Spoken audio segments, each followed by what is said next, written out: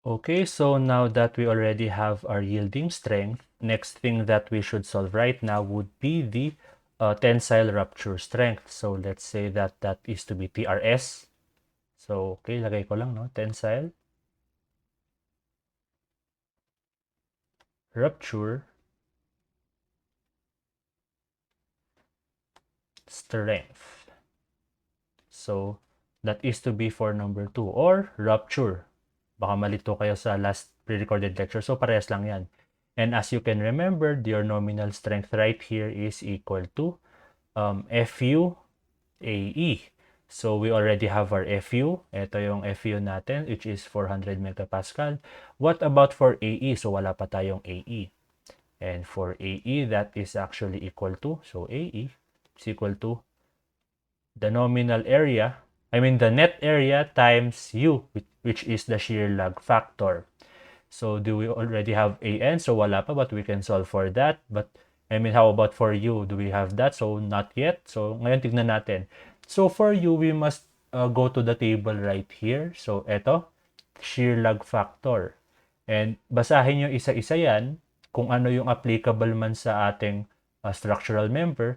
But right now, it is said here in number 1 that sa case number 1 daw, all tension members where the tension load is transmitted directly to each of the cross-sectional elements by fasteners or welds. So, directly to each other. So, kung makikita nyo dito, lahat ng legs natin is nakakonect. So, this is to be case 1 kasi nakakonect lahat ng sides. So, meaning, the value of our shear lug factor would be equal to 1. So what about for AN? So let's solve for AN right now. So let's say that this is to be our plate. So ito yan, no? Basically, itong angle natin na to is, wait lang, kinonvert natin into this. So ito siya, ito yung angle in front view. Then project natin yung isang leg niya dito sa baba. So it would look like this. So isulat ko lang ulit dito yung dimensions nito, no? So this is to be 40. This is to be 50, this is to be 50, and this is also to be 50. And as for this, ito yung mga na-solve natin kanina, no? So that is to be 3 inches, 3 inches. So ito 3 inches to, so 76, then 76. Then as for this, ito 2 1/4, ito 57 to, then 64. But what about for this remaining side right here? So if this whole length is equal to 200, i-minus nyo lang itong dalawang 76. So, para makuha natin yan, so 200 minus 76 minus 76, that is to be 48. So, ito, lagyan ko ng yellow, no? 48. Then, how about for the other side? So, if itong length natin na ito, itong length natin na to is 150. With that being said, that dimension right there should be equal to 150 minus 57 minus 64. So that is to be 29 millimeters. So 29 mm. Okay, so what now? Anong kailangan natin gawin? If you can remember from the last pre-recorded lecture, our area net, so AN, is equal to AG, area gross, minus the area of the holes, right? So, yan yung area net natin the last time.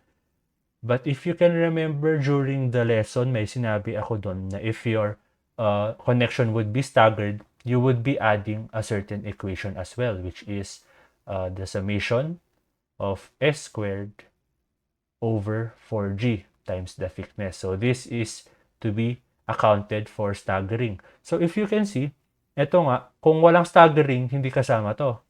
So, liliit talaga yung nominal area mo. So, meaning that if you are to connect if your connection is to be staggered, mas titibay siya kasi dadagdag ka ng area. So, that would be it. Okay, so, considering this, so, ito thickness pala to, hindi F yan, no? So, that is to be thickness. We must consider this equation right here for staggering. Where S, lagay ko lang dito, no? S is equal to the horizontal distance. So, ito siya. Itong horizontal distance ng dalawa mo, and yung G mo is yung vertical. So, ito yung S, and ito yung G, yung gauge distance. Okay, so ano pa ba yung kailangan mo yung malaman dito? And by the way, guys, hindi na lang iisang possibility to. So remember from the last pre-recorded lecture, para makuha natin yung AN, we must consider this certain line right here. So yan hanggang ito. Tapos binawas lang natin itong butas na to get the value of AN. So basically, ganun din dito, but you must take into consideration the other possibilities of rupture as well. So, hindi lang ito yung isang possibility ng rupture. Another possibility of rupture would be this. So, maaari siyang masira naman ng ganito, no? Yan. Mas nasira siya dyan. Then, ayan. Then, ayan. So, that would be one possibility. Another possibility is this. So, pwede siyang masira ng ganyan. Then, pupunta siya dyan. Then, pupunta siya dyan. Then, pupunta siya dyan. Then, baba. So those would be three of many ways of rupture. So yan yung mga possibilities natin ng pagkasira niya through rupture. So if we are to label this, so let's say that this is to be line 1. So ito yung 1 natin, no? Itong line na to, itong boundary niya, let's say that is to be line 1, label lang natin. Then this is to be bolt A, then this is to be bolt B, this is to be bolt C, this is to be bolt D. So, dito sa possibilities natin na to, yung sa green line, pumunta siya ng 1, then pumunta siya ng B, pumunta siya ng D, then pumunta siya ng line 2. So, ito straight line lang siya, no? So, this is one possibility of our rupture. As for the second, itong blue line naman, so from number 1, pumunta siya ng A. So, pumunta siya ng A, then pumunta siya ng B. Pumunta siya ng B, then pumunta siya ng D, then pumunta siya ng 2. So, that is another possibility. And as for the red one, mula siya sa line 1. So, line 1, pumunta siya ng A, pumunta siya ng B, pumunta siya ng C. So, ito C. Pumunta siya ng D, pumunta siya ng 2. So, this would be another possibility. So, now, how would you know in what layout would it fail? So, etong layout ba na to, masisira ba siya, or eto? So, ano yung pinakamahina dyan sa tatlo? Solve nyo yung mga AN ng tagi-isang possibilities na to. And after you have solved for their area nets, kung sino yung pinakamaliit na area net, they would be the one governing. So, kung sino yung pinakamaliit na AN dito, yun yung gagamitin mong AN para sa rupture strength. So, isolve na lang natin, ano? So, okay, dun muna tayo sa green. So, for AN ng green, that is equal to the area gross. Na-solve na natin yung area gross natin kanina para hindi na tayo pa ulit-ulit. That is to be 5344 I should say. So, 5344. So, substitute lang, no? Itong AG. Minus the area of the hole. So, ano ba yung area ng holes natin? So, meron tayong dalawa. So, 2 times. Ang area of holes natin is diameter times thickness, right? So, the diameter here would be, ano na yun? 23 o 23 mm. So, 23 mm. Ito pala, no? Ito yung 23 mm times the thickness of 16. Then, meron ba tayong ganito? So, actually, wala kasi straight lines lang siya, so hindi siya nag-stagger. So, if you are to solve this, our answer here would be 5344 minus 23 times 2 times 16. So, this is to be 4,608 millimeters squared. So, let's compare those with the others. So, yun yung green, no? As for the blue possibility, so blue. So, as for the area net of the blue one, that is to be 5344 as well. minus, ilan ba yung tornilyong dinaanan niya? So that is to be 1, 2, and 3. So that is to be 3 times 23 times 16. So, meron ba tayo nito? Itong staggering natin. So, meron, no? Nag-stagger siya dito. So, nagpagilid siya. So, from that, we would be adding yung effect ng staggering from A to B. So, that is to be S squared over 4G. And once again, our S would be this horizontal distance. So, erasing ko lang at medyo magulo. Okay? Ito no, from A to B, ang stagger niya is yung S squared over 4G. Yung S natin is this horizontal distance right here. So, that is to be 50. So, 50 squared divided by 4 times G. And our G, itong vertical distance niya is 76. So, 76. Then, times the thickness. So, ano ba yung thickness ng plate ulit natin? That is to be 16. And the answer of that would be, I mean, if you are to solve for that, that would be 5344 minus 3 times 23 times 16 plus 50 squared divided by 4 times 76 times 16. So your answer here would be 4371.58. So 4371.58 square millimeters. So as you can see, etong AN natin na sa blue, mas mahina siya kaysa sa dun sa AN na diretso lang. Okay, so for the red possibility, that is to be AN na red. So AN is equal to same area gross, area whole. So area gross would be 5344. Ito na-solve na natin kanina. So minus the area of the whole. So nakikita nyo dito, 4 yung dinaanan ng red. So we would be having 4 bolts to deduct. So 4 times 23 times 16. So that would be the area of the holes in considering this red rupture possibility. So as you can see, itong red na dinaanan niyang to, meron tayong effect ng staggering. So from A to B, meron tayo dyan na staggering. From B to C, meron tayong staggering dyan. And from C to D, meron na naman tayong staggering dyan. So for us to solve for the effect of staggering, so that is to be the summation of S squared over 4G times T once again. So for AB, itong unang staggering natin would be AB.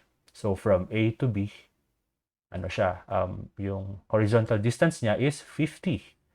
So 50 squared divided by 4 times the vertical distance. So that is to be 76 as well. So 76 times 16 plus what would be the next? So ito no, from B to C, nag-stagger na naman siya. So plus 50 squared. So 50 na naman yung horizontal distance niya dun sa part na yon. Then divided by 4 times G, and what would be the gauge distance from B to C? So ito medyo tricky, no? Hindi nyo basta-basta pwedeng i-add tong 76 plus 57. Because if you can see here, ang distance traveled mo dapat is yung distance niya from center to center. So that is to be from here papunta sa baba, then papunta dito. So if we are to take that into consideration, ito dapat 76 plus 57. So, minus natin ngayon yung thickness ng plate, so which is 16. Kung hindi nyo agad makukuha yon ng agad-agad, it's better for you to pause it at this moment. Then, intindihin nyo kung bakit nag-minus tayo ng 16. Kasi once again, this is not actually a straight plate. So, angle to, and meron tayong thickness dito. Yun yung i-minus natin. Okay, so with that being considered, so nagbawas tayo ng dalawang 8 mm dyan, kaya minus 16. Okay, once again, if di nyo maintindihan, i-pause nyo muna dito or you better ask me na lang sa chat if talaga hindi nyo makuha. So, times 16 ulit. So, plus, what would be the last part here? So, from C to D, meron na naman tayong staggering. And from C to D, ang vertical natin would be 64. Wait lang. Horizontal muna, 50 pa rin yan. Times 16. So, divided by 4 times 64. Okay, so solving for this area, that would be 5344 minus 4 times 23 times 16 plus fraction na to, so plus 50 squared times 16 divided by 4 times 76. Okay, so plus 50 squared times 16 divided by 4 times 76 plus 57 minus 16. So, okay, moving forward, so plus 50 squared times 16 divided by 4 times 64. So, we would be having an answer of 4245.3.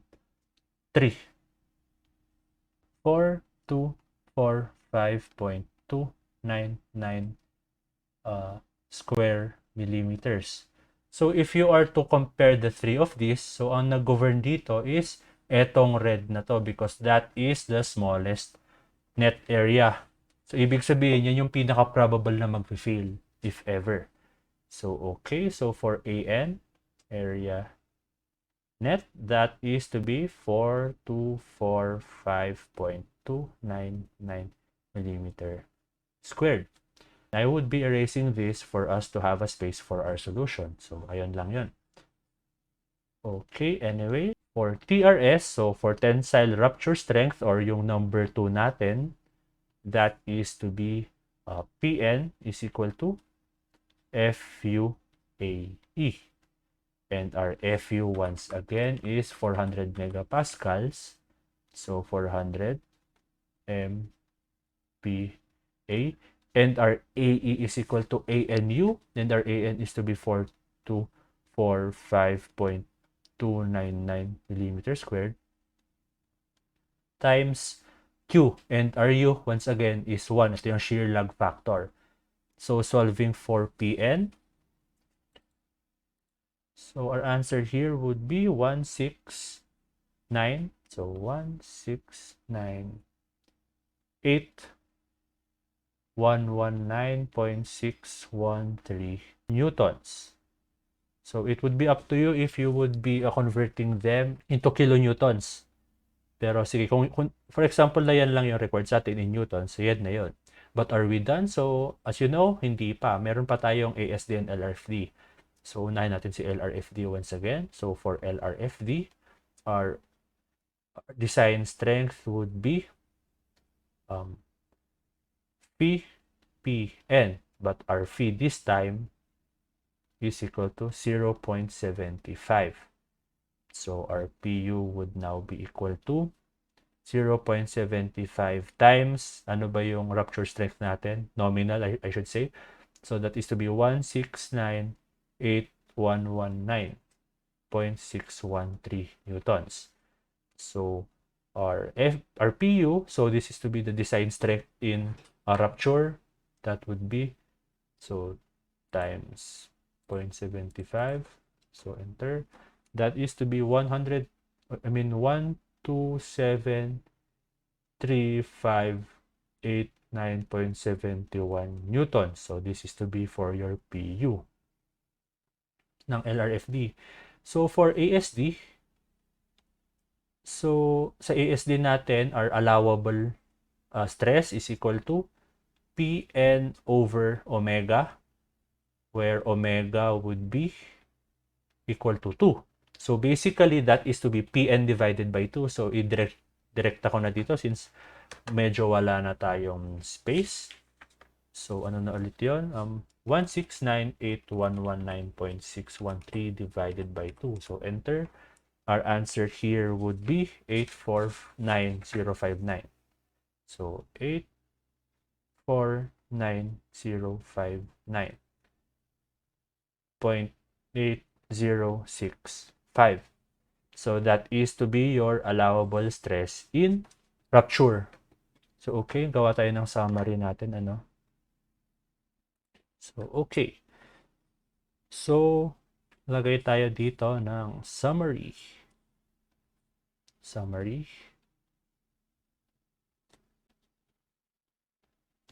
So, for the design strengths, so, unahin natin, design strengths. And once again, when we say design strength, that should be in LRFD. So, kung ano yung nakuha nyo sa LRFD, yun yung mga design strengths natin. So, LRFD.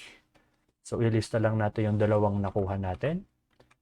So, sa yielding, ang nakuha natin na LRFD is 1192780.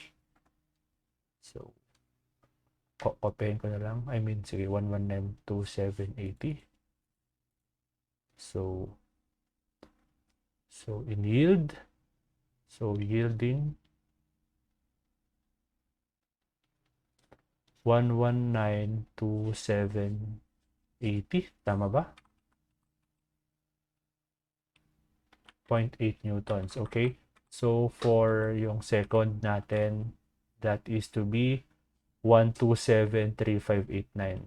So, 1273589. So, this is to be the rupture. So, TRS. So, if you are to compare both of these, kung ano yung mas maliit, yun yung mag-govern na value natin. So, as you can see, this to be newtons. This would be the one governing. So, itong isa, mali to. I mean, tama to, pero mas mag-govern yung yielding. So, our design strength for LRFT would be 1192780 newtons. Okay, so as for the allowable strength, ibahin natin.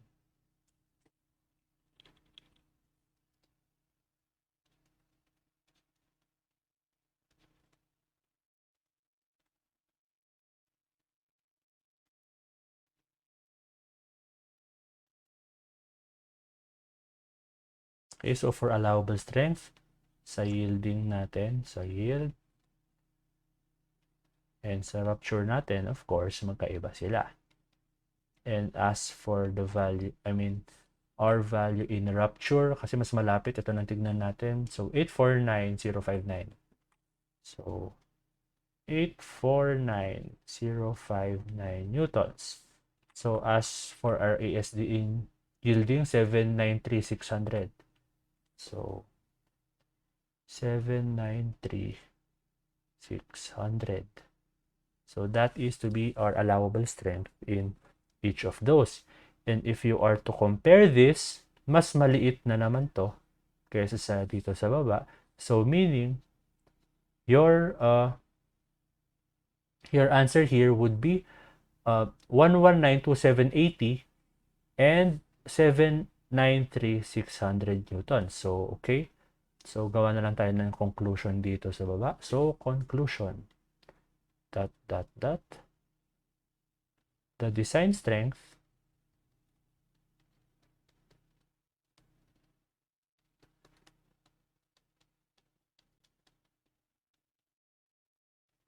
is equal to 1192780 newtons. And the allowable strength